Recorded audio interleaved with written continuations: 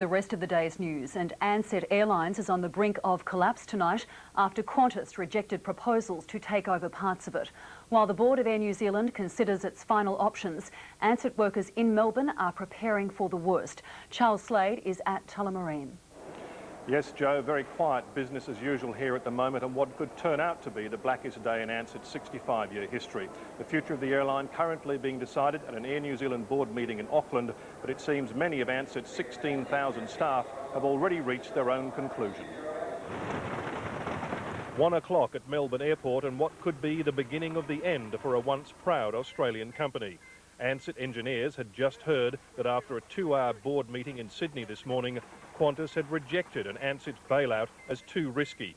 So Ansett staff were scurrying to protect their personal equipment from any possible company liquidation. 30 Kiwis, mate. That's what they did to us. Hey. 14 years and it's all come to nothing. It's just, you know, life, family like everybody else. I've been at the company 25 years and for it to come down to this, it's really, really sad. At 2 o'clock, Air New Zealand announced it had asked the Australian government to underwrite a new low-cost airline to be called Ansett 2, an offer almost immediately rejected. By 3 o'clock in Auckland, Air New Zealand was claiming it had suddenly found some new prospective buyers for its crippled offshoot. We have received expressions of interest in Ansett from other potential purchasers.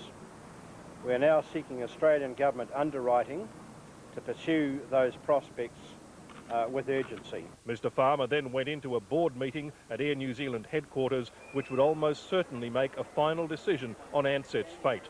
But by then it was quite clear Ansett's Melbourne workers were fully expecting the worst.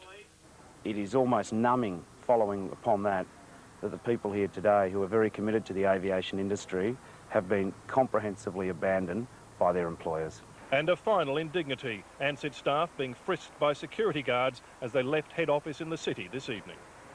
Now, the new purchaser Air New Zealand mentioned late today was in fact what's called a management buyout, where the staff try and take over the airline. I can tell you, I've just heard on the phone from Auckland, that has also been rejected, and the Air New Zealand board has just announced that Ansett is to be placed into voluntary administration from tonight. An administrator will come in, try and run the business while they try and find some way out of this mess.